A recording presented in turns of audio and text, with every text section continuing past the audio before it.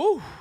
Well, it's done, Giants fans. It's official. Brian Daboll out as head coach of the New York Football Giants. And if you watched my first episode, I didn't think it would be this soon. I did not think it would be on November 10th. Yesterday, I'm filming this on the 11th. Yesterday, I filmed the video that's out now, maybe an hour or two before that news came out.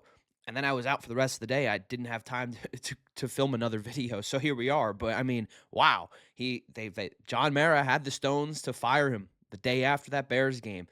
And I think we all would have agreed that game yesterday, how it ended and some of the decisions made with the field goal on the 1 yard line instead of accepting that 12th man on the field penalty and moving it up to the half-yard line and going for it and trying to make it 24-10. I think we all could have agreed that that was a fireable offense right there in itself. It cost the Giants the football game in the end, but John Mara elects to fire Brian Daboll the day after the Bears game. After week 10, the Giants 2-8 on the season. But some of the more shocking news is that General Manager Joe Schoen is staying aboard. And it seems like it's a pretty definite decision as well. A lot of quotes coming out yesterday from the press conference. John Mara spoke to the media, Joe Schoen. Here's a quote from John Mara on Joe Schoen, and I'll have the tweets up here. This is from Ari Marov on Twitter, and this is, quote, John Mara on Joe Schoen. We feel like Joe has assembled a good young nucleus of talent, and we look forward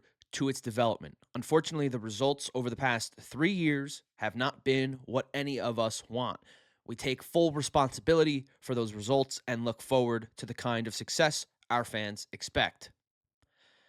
So, once again, John Mara falls victim to the good old fire the head coach, keep the general manager strategy.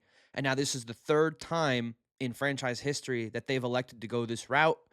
Most recently, it was with Dave Gettleman after the firing of Pat Shermer. They kept him on board and they let him hire Joe Judge, and we saw what that turned into.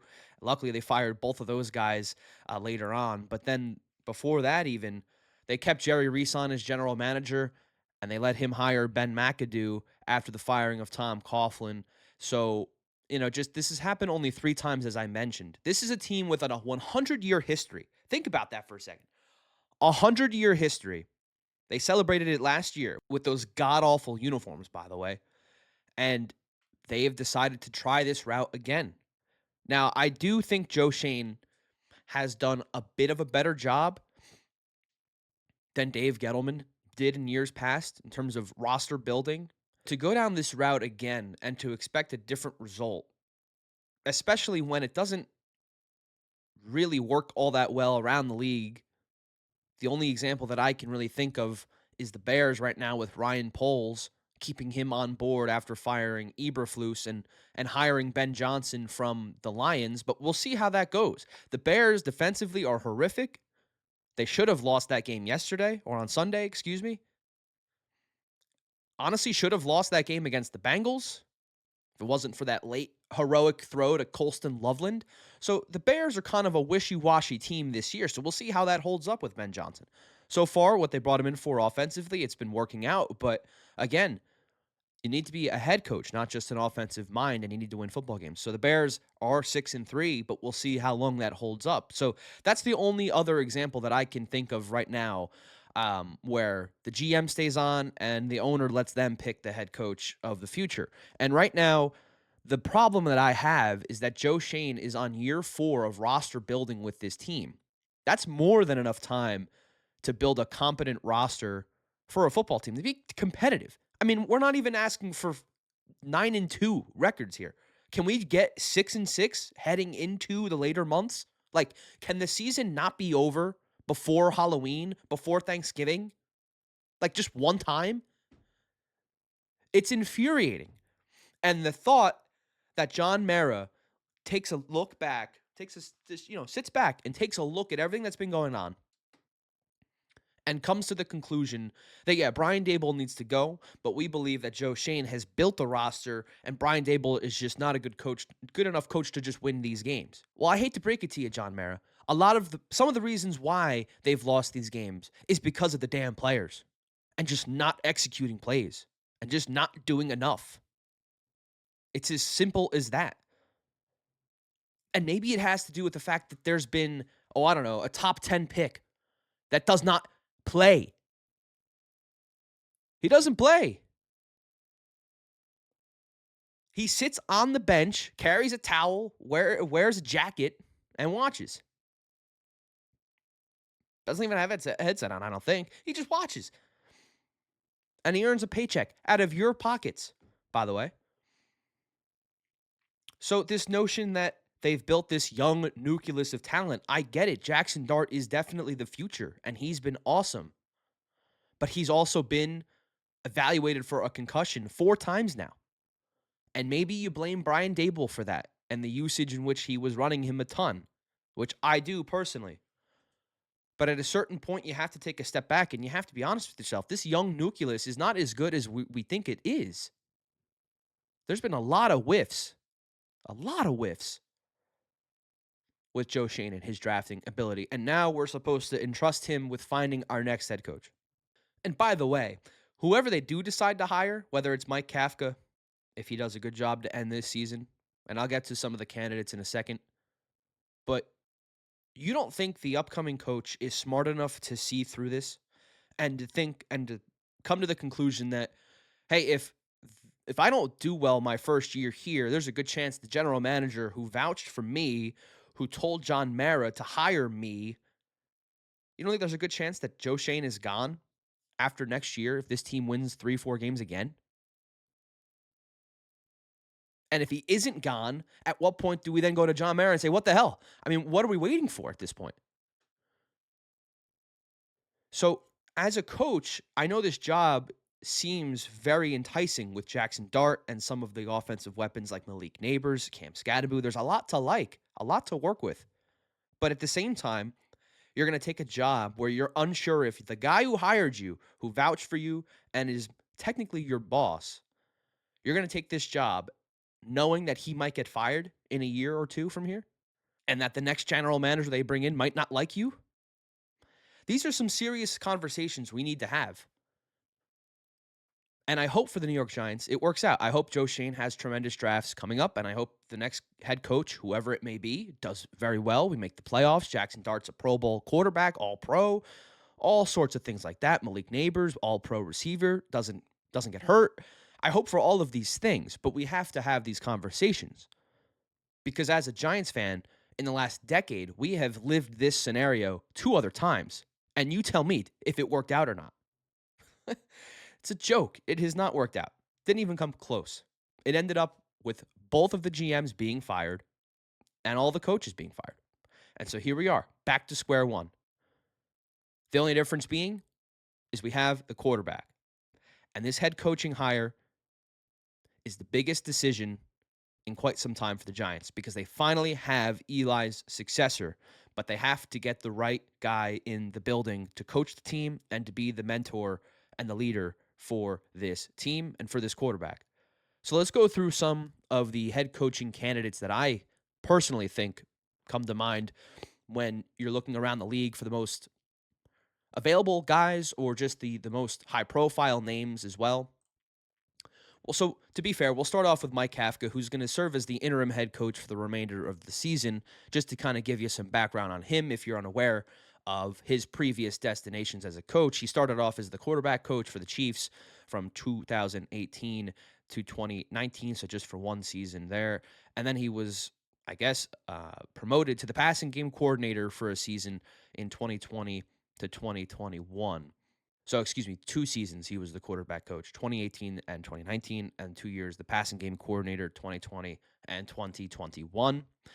Obviously, they have Mahomes, but I take that with a grain of salt because Mahomes was already Mahomes, and Andy Reid is really the guy that runs that team over there in terms of an offensive standpoint. But it is a nice background to have working with a quarterback like Patrick Mahomes. And since 2022, he has been the offensive coordinator, which has been an area of struggle over the course of his tenure here. This year, the offense has been a lot better with Jackson Dart when he's healthy. The one thing I would look out for to see when Kafka is the interim head coach here for the remainder of the year is to see how many times they rush Jackson Dart, assuming he plays this week or the next week, just looking for how many times they do use him on his legs, trying to, I hope, lower the injuries and lower the medical tent visits, because it was apparent that Brian Daboll was running Jackson Dart, quote unquote, into the ground to try and save his own job. And I hope Mike Kafka does not make the same decisions here trying to get the head coaching job. But I am also aware that Jackson Dart on his legs is a tremendous asset to this team. So that's something to look out for, to see how often Jackson Dart is used on his legs from Mike Kafka. The chances of him being hired as the head coach, I deem unlikely. Again, this is a guy in Joe Schoen who, in my opinion, is just still lucky to be here. And I don't think he's going to bank his job again on Mike Kafka being the head coach. I think he's going to go out and make a pitch to John Mara for one of the more high profile names, whether they're unemployed currently or they're with another team as of right now. One of those names being Mike McCarthy. And I know that might be a name you don't want to hear. He was most notably with the Dallas Cowboys from 2020 to 2024. Overall record 50-38, and he finished 1-3 in the playoffs. Obviously, Coach Dak Prescott is the quarterback there.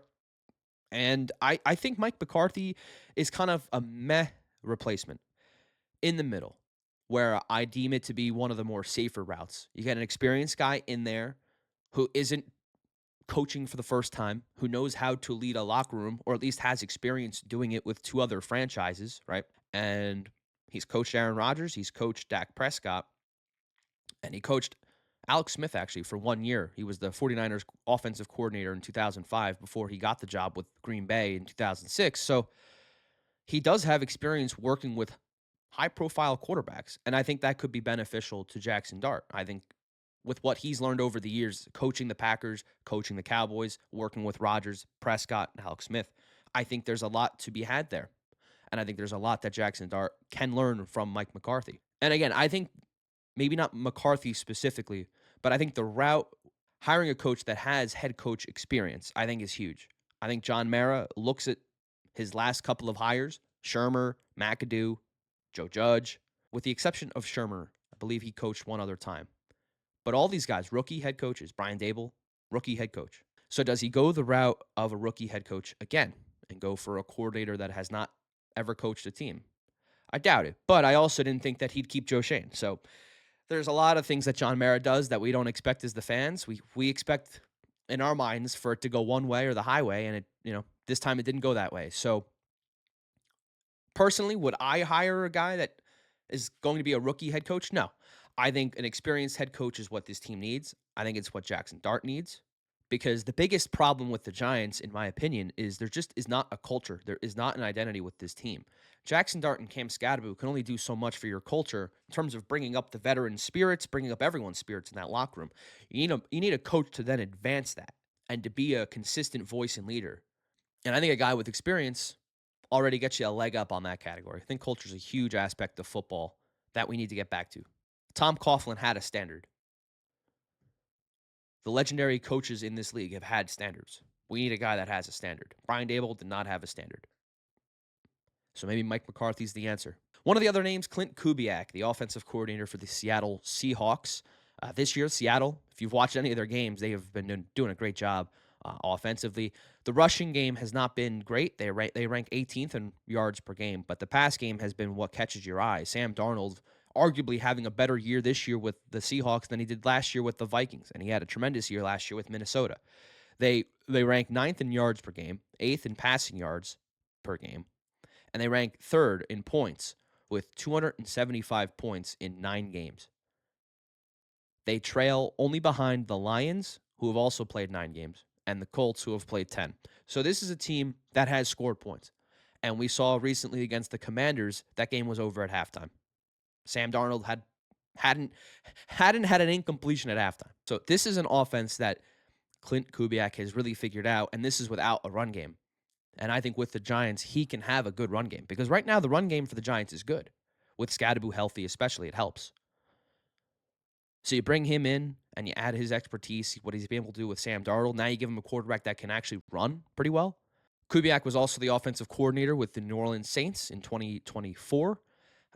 Most notably had those two 40-plus point games against the Panthers and the Cowboys. If you remember that 2-week surge with the Saints when they had Derek Carr and they had Chris Olave, they had what seemed like a healthy Saints team. They were able to muster up 40-plus points in 2 straight games to start the year. Everyone thought Derek Carr was officially back.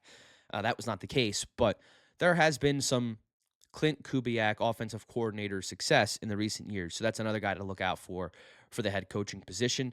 Josh McDaniels is a name that I have heard floated around and I have no interest in. Zero. He's most known for blowing up the Raiders organization and just not having what it takes to run a team. You watch what he did you see what he did in Las Vegas, right? I mean, they didn't re-sign Josh Jacobs. They let Derek Carr go, which then led to Devontae Adams wanting out. And then he essentially just goes, peace, see you later. I'm out of here. Back to New England I go. My little foxhole. See ya. And now Pete Carroll is stuck there picking up the pieces. They trade for Geno Smith. They do that whole thing.